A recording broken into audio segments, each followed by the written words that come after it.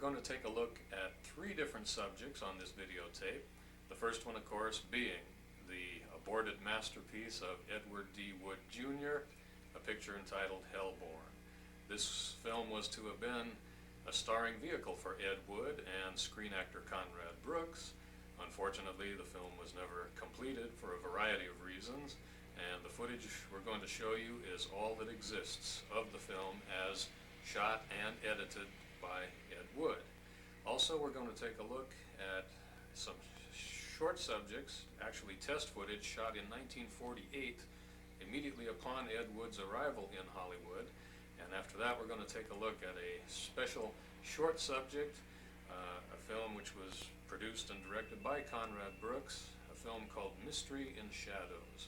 We went to the home of screen actor Conrad Brooks and asked him to introduce these subjects, and this is what he had to say. Here is Mr. Conrad Brooks.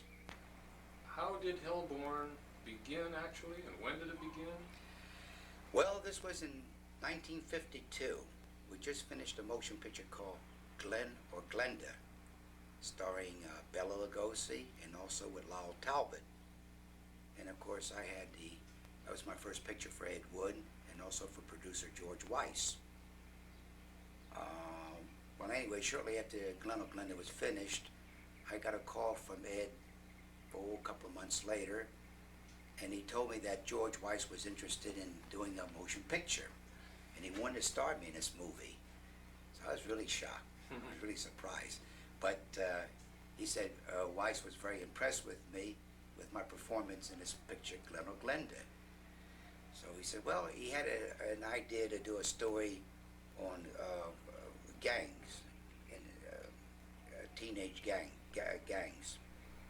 And in fact, Jimmy Dean just finished a picture of Warner Brothers called Rebel Without a Cause. Oh, yeah.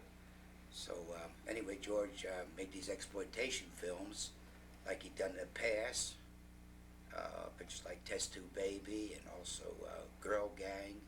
And of course, that's how I got to do Glenn or Glenda. It was based on this fellow that did his sex change, Christine Jorgensen. So it hit the headlines around the country. So Weiss, like I said before, he really capitalized on these headliners.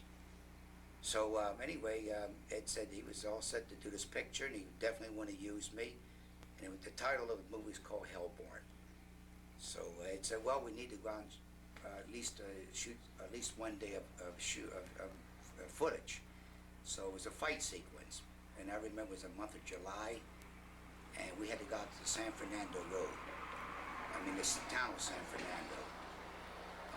And I remember being around when we shot this scene. For the whole day, we shot this footage on a fight scene. And I remember how hot it was. It was blazing heat, and I remember it was a tough shoot. But we're very fortunate with Ed and I. It was him and I did the fights ourselves. So Ed actually directed as well. And I remember how hot it was. Boy, and I tell you, after shooting there for about 3-4 hours, I was so glad it was over with. It was so hot. It was just, I felt like I was in hell. So anyway, well, they finally, we did that one-day shoot. Weiss was very happy with the footage, and George said, well, I'm going to New York in a couple of weeks, and hopefully to raise the money so we can complete the movie. So he went to New York, Weiss, and a few weeks later, George came back. He said, well, at the time, he says, the money was a little tight, and he still was, planning on getting this Glenn or Glenda out on the market. So he kind of put the picture aside, and he concentrated on getting Glenn or Glenda ready. So then Ed finally went on his own, and because Ed didn't actually own that picture, Hellborn, it belonged to George Weiss at the time. So Ed went on another project called Jailbait, and so that was starring Lyle Talbot and also with Steve Reeves, in which incidentally Ed gave Steve Reeves his first starring role. Then eventually Steve got very lucky, and he managed to appear in a film for MGM Studios called Hercules, and they went to Italy to shoot a series of them, I believe. So it was Steve was very fortunate. I understand he made plenty of money. So anyway, then they got involved later on with another picture called Bride of the Monster, with Bela Lugosi as well, and with Tor Johnson.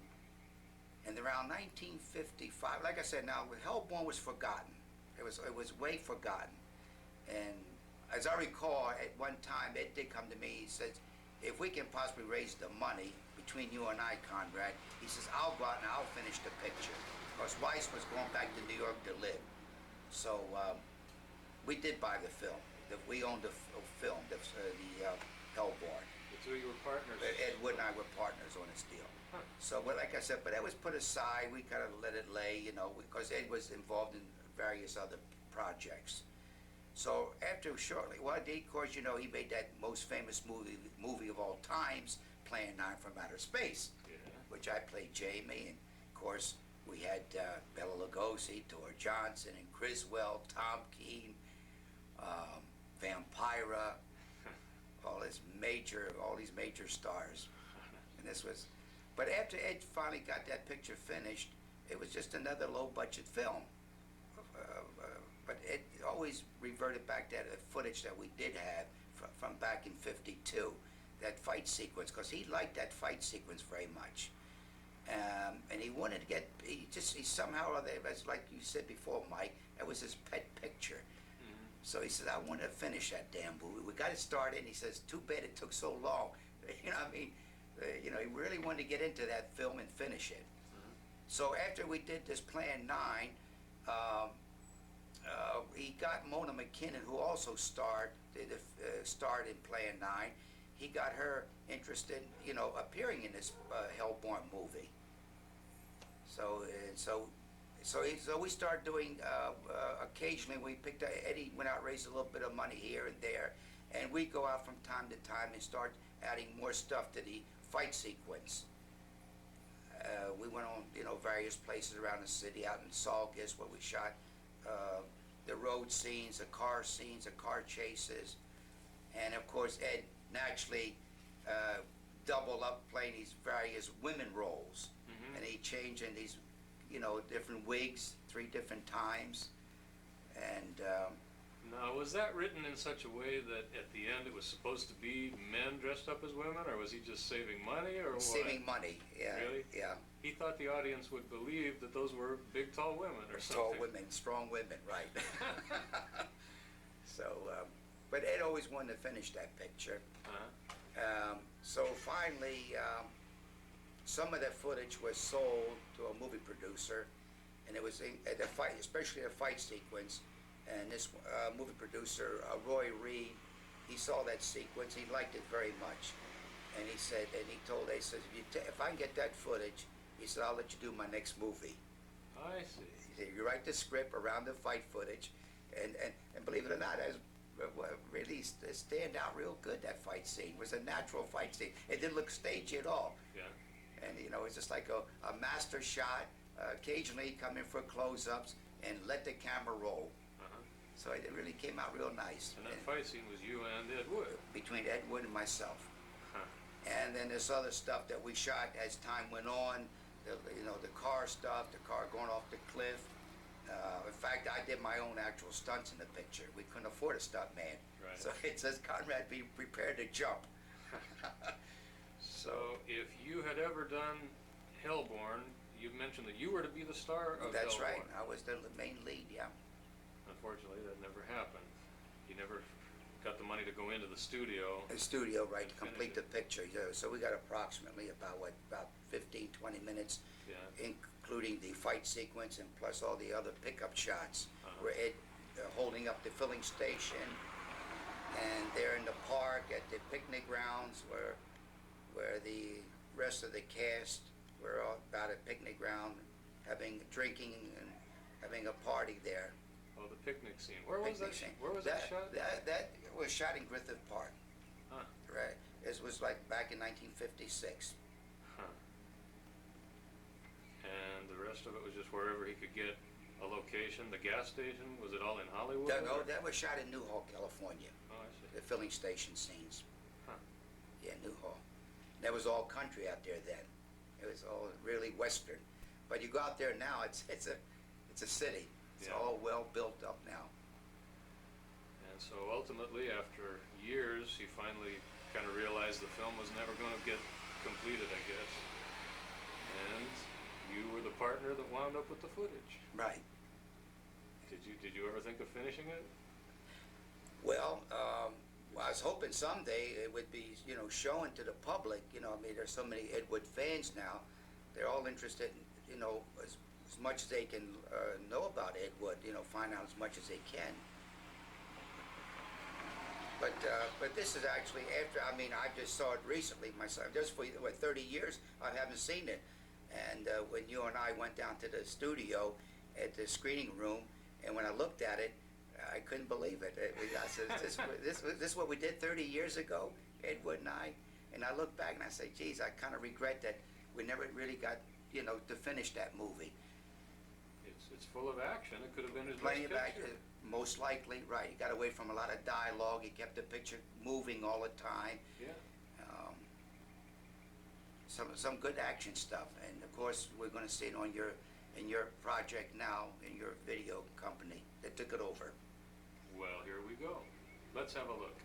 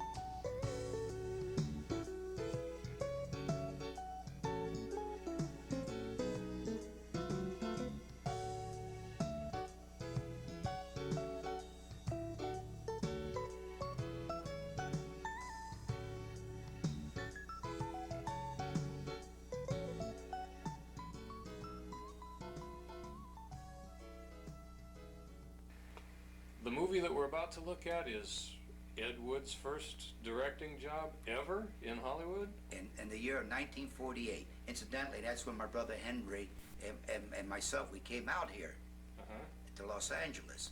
Now, not to appear in movies.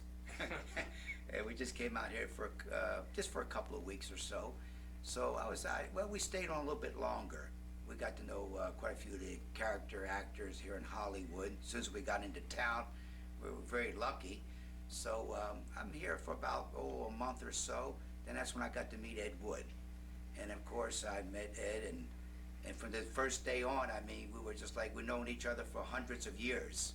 And so anyway, my brother Henry talked to Ed Wood. He says, Ed, he said, I'm going to make a little home movie with Conrad, and I'm going to be directing it, and I'm going to send it back home to Baltimore, so we can show them that we made a little home movie. Figured we're in Hollywood, ain't no way we're going to break into the movies, so we decided we'll make a little home movie just for ourselves. So he told Ed Wood about it, and Ed said, "Oh, great," he says, "But I tell you what, let me make the movie for you guys." He says, you know, he's going to get a camera, a special kind of a camera. I mean, we had intended to use a little home movie camera,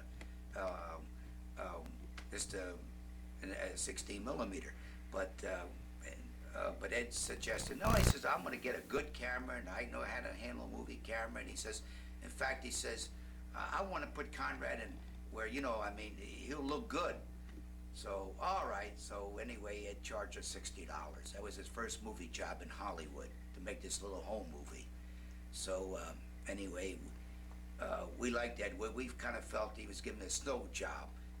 And so, but we knew he needed the money, and we said, well, good, we'll help Eddie Wood out. He's such a nice guy. We liked this fella. He's from Poughkeepsie, New York, and so, so he started telling us he knew all about directing and all that. But my brother says, but I want to direct the movie. He says, okay, Henry, you direct it, I'll be the cameraman. So as I recall, the first day on a picture, we shoot these scenes over in Griffith Park. And my brother Teddy's in it, I'm in it. So Henry had no intentions of ever appearing in a movie, but he was supposed to direct it.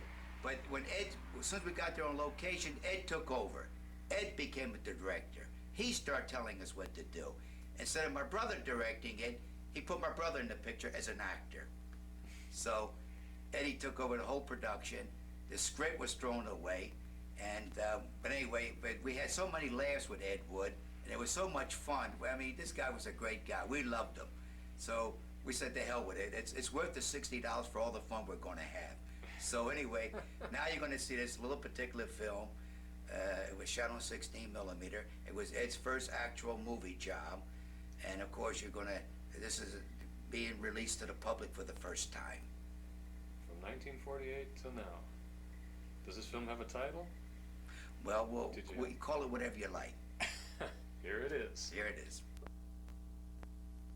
This is Ed Wood, my brother Henry, from the back. Now, this shot here is RKO Pictures. It was down on Melrose Boulevard. This is back in 1948. This is in front of Western Costume. There's Ed Wood right there coming out of Western Costume factory there.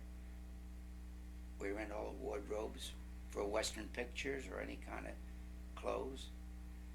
There's now this is the background here is Chapman Studio. They're on Sunset and La Brea. There's my brother Teddy walking, Mike, and of course background is Chapman Studio. Now this is a home, of Chapman's home right there on the lot there, and directly behind that home is Chapman Studio. And this is the stuff is a little overexposed, but we were testing, of course. There's my brother Teddy. And this is stuff that's being shot by Ed Wood at Sunset Boulevard, and all those palm trees.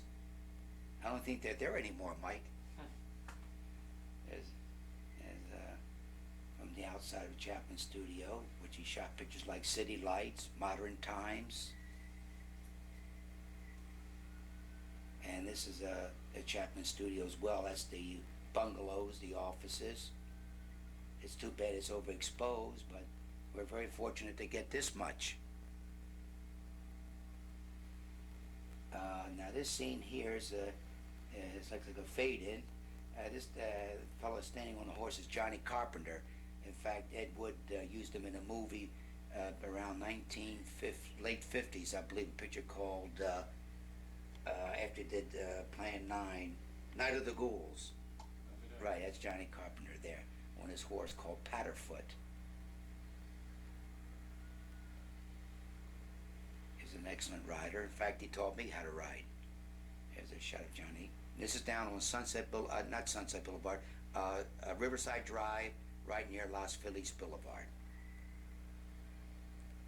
in which the freeway goes by there right now, the Golden State Freeway. There was no freeway then. And this all being shot by Ed Wood. Like I said, we originally were supposed to make this little home movie, but when Ed took over Eddie Wood, he just decided to shoot whatever he came up. Got away from this main story. And this is the original beginning of the picture. The two cowboys. There's the horse, I believe, and it's a little dark shot there. That's me there laying down. Or is that my brother Ted? That's Ted, I believe. Oh, that's right. I walk over.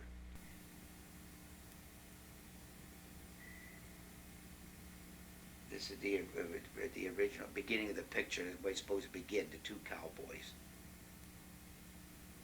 And we mount up on our horses, and then we take off into the sunset. And that was it. And from there on, we went down to that little ranch, and we just shot. We just started to shoot whatever Ed decided he wanted to shoot. Well, he needed the $60 real bad, and he wanted to make sure he got something on film for us. Look at that car in the background just went by. We just missed that. Yeah, this was a long time ago, but it all seemed like it was actually yesterday.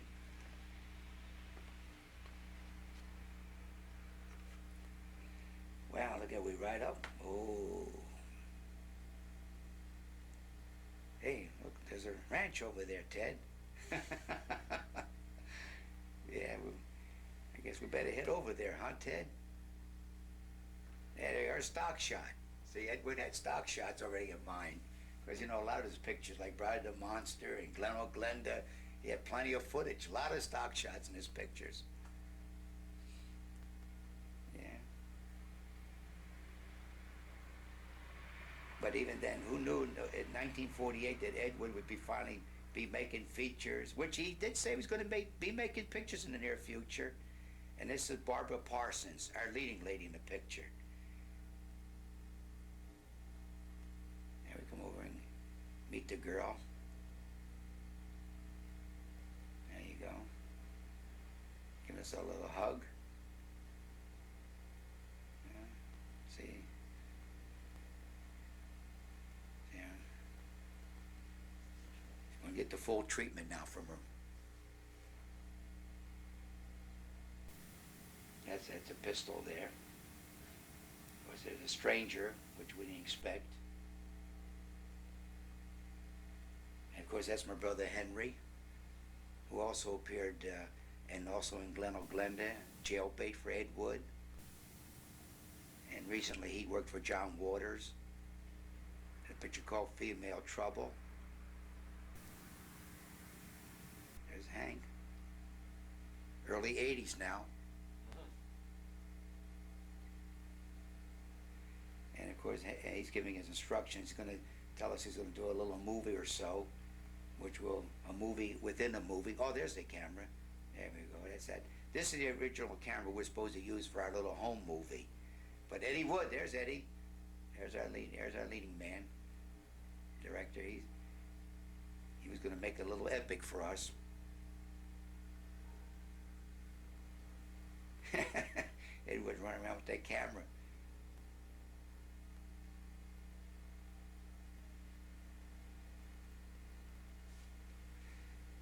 Well, we set up a lot of shots for a little movie like this. It runs approximately about 3 minutes or 4 minutes.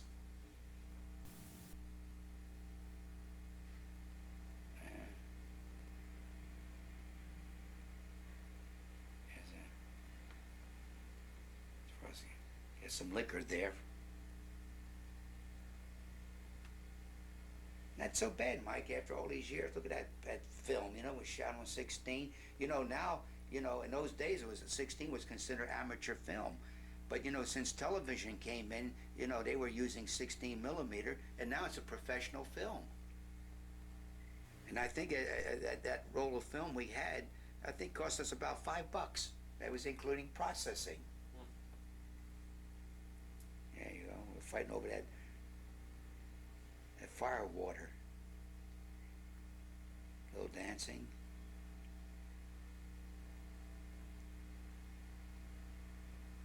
Oh, Hank's got to get in the act. Teddy won't give up that bottle. He finished it.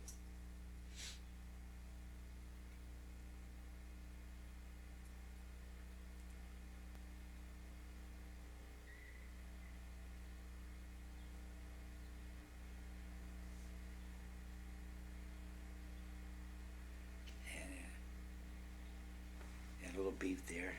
He had a little too much to drink. He decided to hit Teddy. There you go. Ted went down. Oh yeah, helping Teddy up. Now Henry, you gotta go now. You weren't behaving yourself. You gotta leave. It's time to go, Henry. You had a little too much to drink, kid. Keep moving, boy. Keep moving. You heard me. Just keep going. All right, now come back to this. Back to the girl. Oh yeah, Edward. He's gonna decide if it. Oh yeah, you like that shot? He liked it. Look. Okay, Henry, come on back. Yeah, it turned out real nice. That's the way we wanted it. That's the way it turned out.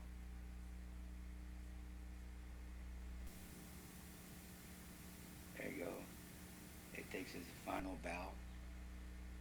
Yeah, this is good stuff here. This is really nice. This is a real treat. Look at that. You were right, Mike. It's a lot of great memories.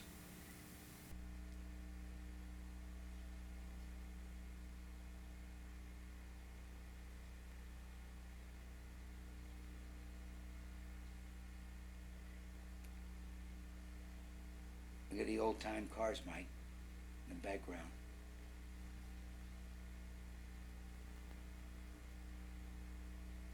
Where is this now? And that's over Riverside Drive, yeah. Now that's a fountain there on Riverside in Las Feliz, the water fountain.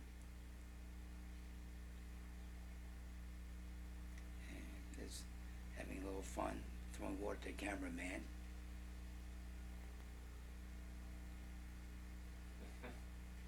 Who's running the camera? You think it's Ed? Or? Oh yeah, Eddie would, and at different times, my brother Henry would do a few shots there. Yeah, well, that's it. I guess that's it. Oh, there we got a little more. Oh yeah, a little more yet to come.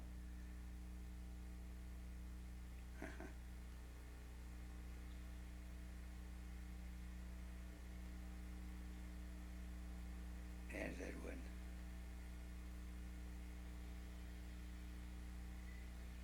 Young Earl Flynn.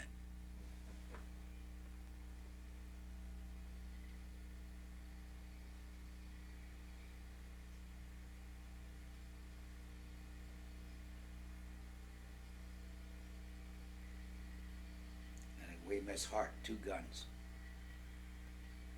Yeah, in the background there, that's Glendale. In the background. City of Glendale.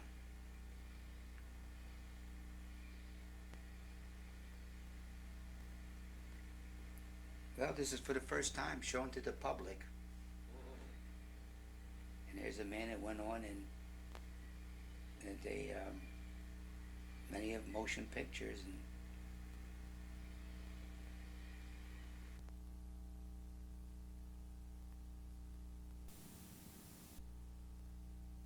Final picture we're going to take a look at is your own short subject, Mystery and Shadows, which you produced, directed, wrote, you did the whole works.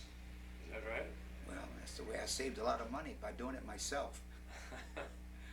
Well, after working as an actor in Hollywood, and which I had no intentions ever working as a movie actor, But Ed Wood, he put me in those pictures. And of course, a lot of my film credits are Glen O'Glenda, Plan 9 from Outer Space, Hellborn, Jailbait.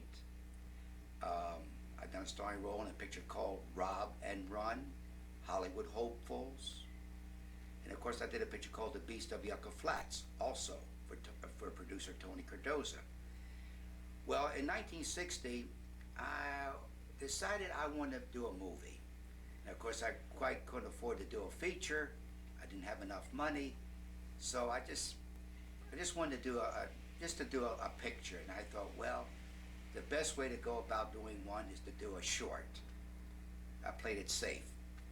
So anyway, this wasn't quite sure what kind of a film, but I always did like mysteries and horror films. So anyway, I decided to do a 10-minute short. My brother Henry starring in it. He plays Inspector McGee, and Ruth at the time I was married to. She put the music to the picture, and I went. Like I said, I was going to do a mystery, and I wanted to make sort of a novelty picture. And of course, back in 1960, by then they already done 3D, widescreen, CinemaScope. So I decided to do something, like I say, unique. And I decided to make a mystery, and I did it all played out by, all the characters were played out by shadows. And the title of the picture is called Mystery in Shadows. It's short and sweet, and hope you like it.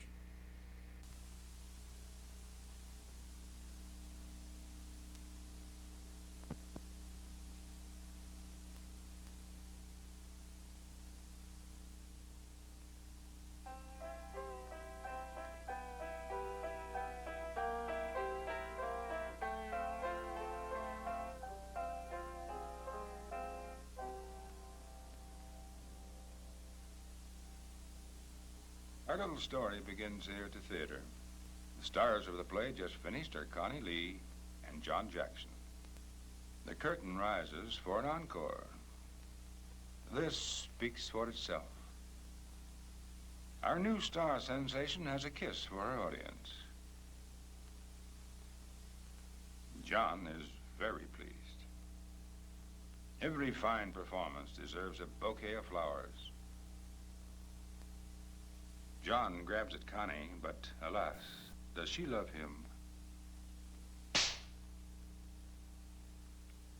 Men have killed for unreturned love. We find Connie's ex-boyfriend, Robert, at Connie's dressing room door reading the bad news. Bad news, of course. For Connie is about to marry Mr. Sugarman, a wealthy industrialist. But what he doesn't know is that Connie is to make a film in Europe, something she's always wanted. A kiss of friendship? That's not love. Mr. Morris, the play's producer, introduced by his hand. In this particular case, his hand is more important than his face. He scolds because Connie is now, in his eyes, an ingrate. Or didn't he make a great actress of her? It's enough to make a man want to commit murder. Tears are such sweet sorrow.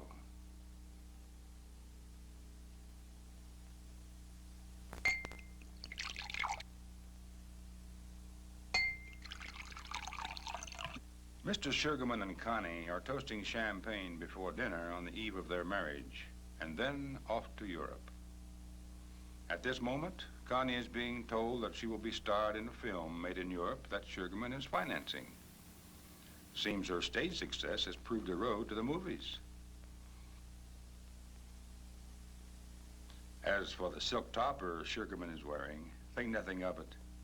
He is only a bit eccentric and must have his way. A stranger's hand at Connie's door.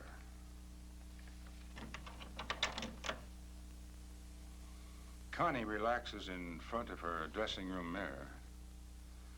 Suddenly, she is overcome by a strange feeling of uneasiness.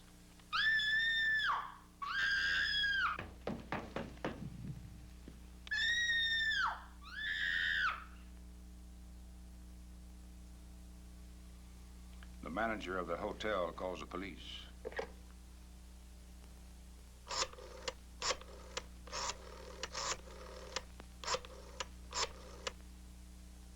A murder has been committed. At Connie's apartment, there are 1,000,001 men, newsmen, cameramen, and the police, and the chief himself, Inspector McGee. Connie is gone forever. McGee, who has often looked upon murder, is a bit shaken by this one, for who would want to kill so lovely a girl? McGee wonders if he will be able to solve this one. The search is on for a possible clue, perhaps in the clothes closet?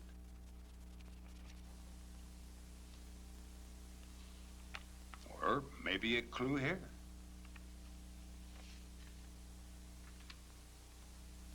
And here's a necklace.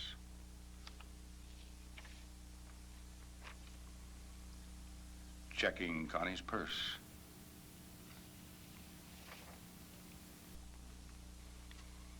Police find a stack of photographs. Looks like a lot to look into. But then, who's hiring them in their investigation? A clue here, perhaps? Seems robbery was not the motive. McGee gives a bit of attention to the photos.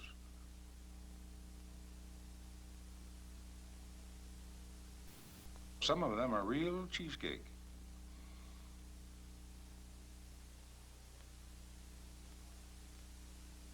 McGee ponders his next move, which is to question her friends, for her friends, too, are under suspicion.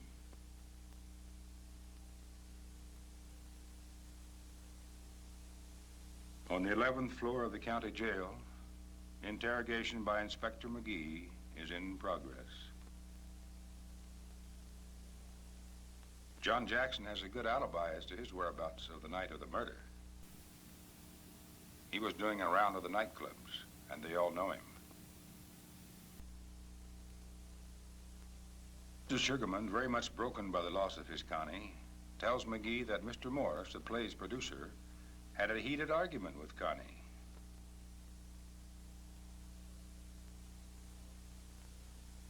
Mr. Morris does not deny quarreling with Connie, but murder her?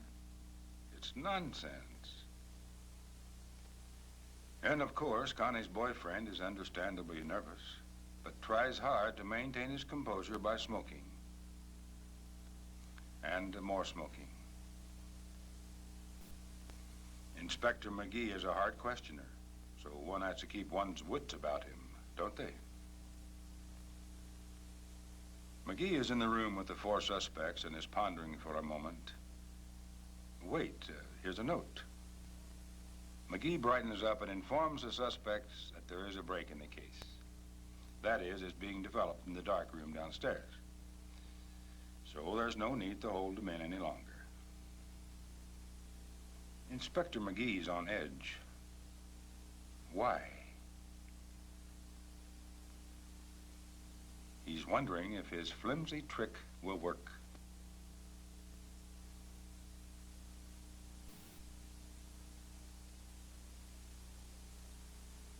Seems as though someone is out to get the evidence. Who could it be?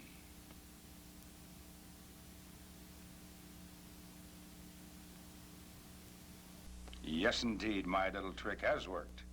Thank you. Well, looks like my pipe is useful for more than just smoking. John Jackson, the actor. So you're the killer. Seems you failed in the greatest role of your life. Too bad, old boy. You had such a bright future ahead of you. Yes, too bad. Now the next move is for John to be booked, fingerprinted, and mugged. Inspector McGee explains to the reporter Riley that Jackson had a police record, which made him a special subject of interest. Besides, he was always a leech, and in this case, wanted to marry Connie only to further his ambitions. But Sugarman kind of upset his plans. But worst of all, how could he have been so stupid to fall for my phony trick? I never tried a worse one. But then I suppose all murder is stupid. Seems John Jackson, the actor, has been found guilty in the first degree and must hang. This case is closed.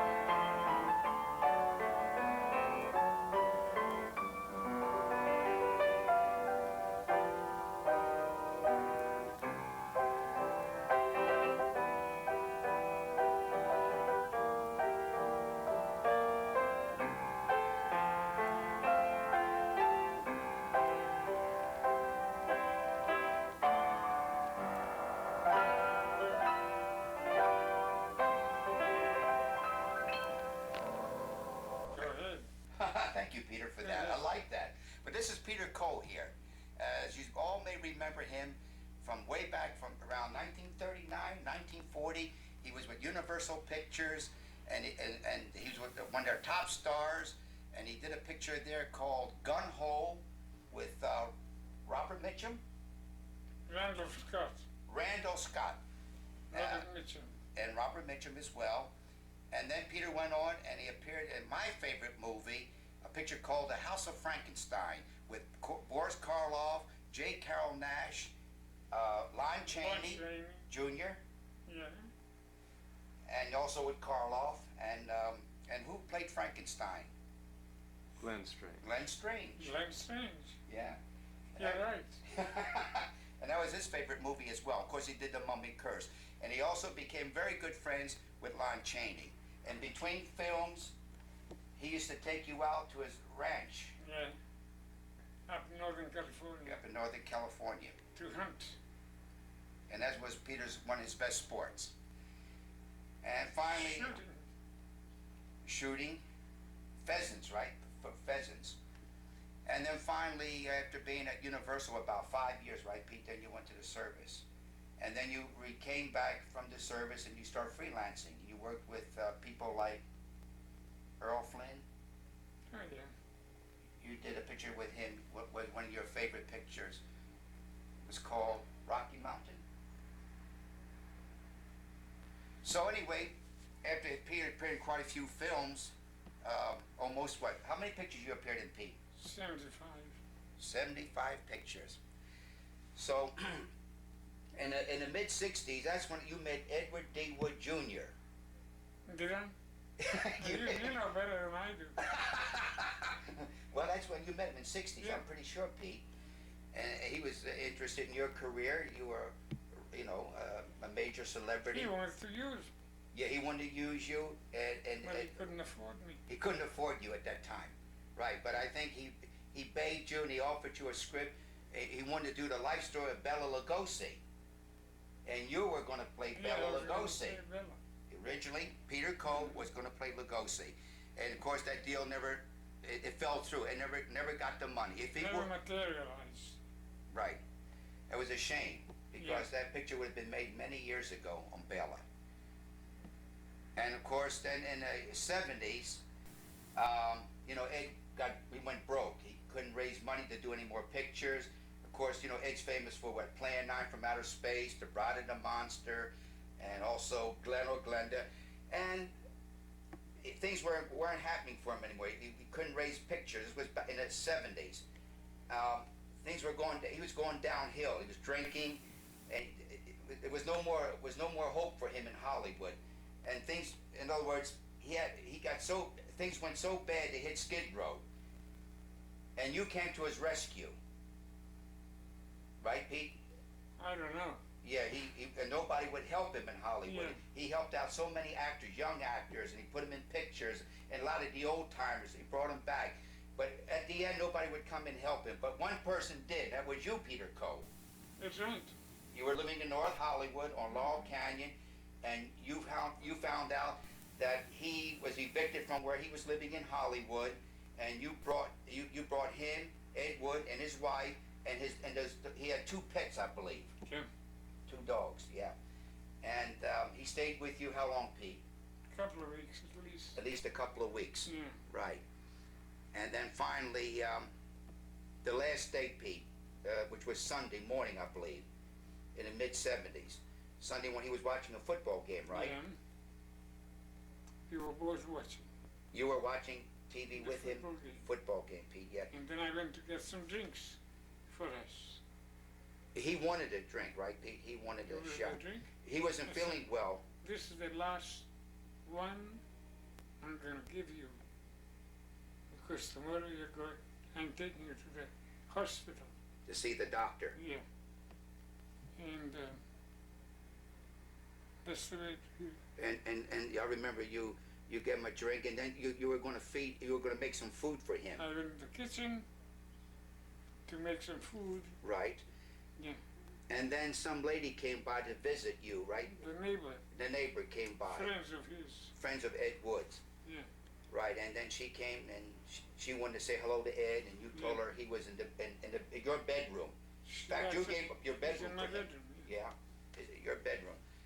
And she went in there, and then she came out. She ran and said, "Oh my God, Ed is dead. Eddie Woods dead. Ed is dead. Dead. Well, that was a shocker for you, Pete. Oh God, I couldn't believe it. Couldn't believe it, yeah. Terrible. Now those things do happen. No. It's a shame because here's a man that really put a lot of time in Hollywood, making films, and that's what he devoted his life to making pictures. And they were low budgets, and well, like I said, he put his time in, and he made those films.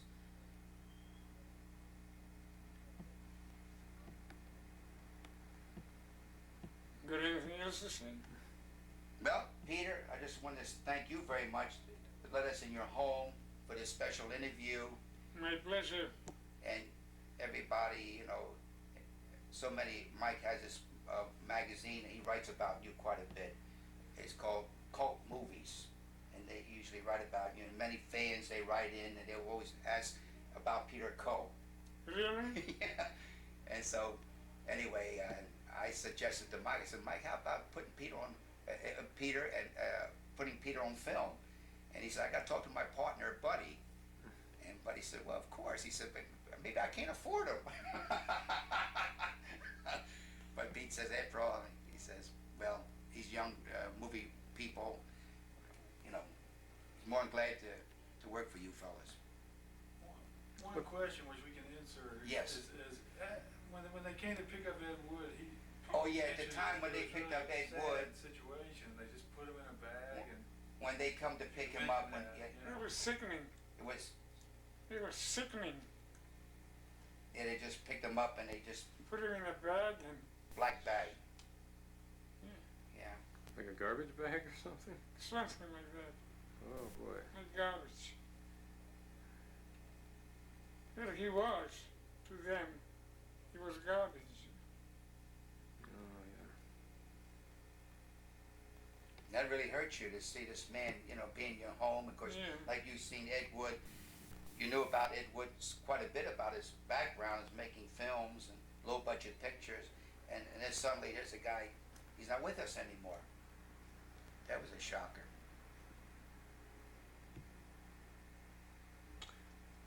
Thank you very much, Conrad and Peter Coe. You're welcome. We both thank you.